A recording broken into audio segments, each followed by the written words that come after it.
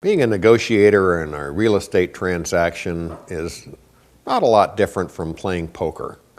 Obviously, if you're playing poker, you don't show the other party your hand. You've got to keep some secrets. That's the whole purpose of the game. And the same thing is true when you're making an offer on a piece of property. Obviously, if a home is listed for $200,000, it most likely, the seller in fact would take something less than that. Your job is to find out in part how much. Now, maybe a standard way of people think about negotiating is to offer 10% less, offer $180,000 and see what happens.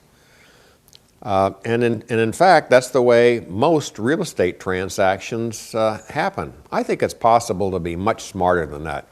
If you do your research right, if you know the properties that have sold recently that are comparable to this home that you want to buy, you'll know whether 185 or 190 or 195 is the right price. And your job is to find a price that you're comfortable with. I think I would always offer something less than that because you never know what the seller's looking at, and then lay it out there. Stonewalling is an important characteristic, and all that means is you're trying to communicate to the other side that this is your best and final offer.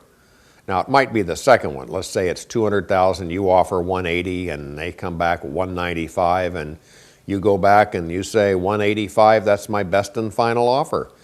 And, you know, obviously the tendency is to hope that they come to 190. Maybe they do, maybe they don't. But if you're convinced that 185 is the right price and you don't want to pay more than that, or maybe even if you are willing to go to 190, you know, hang in there. Even be prepared to communicate that you're walking, that you just walk away from the property, and you might find out that 24 hours later they came back and they're willing to sell it to you at that price.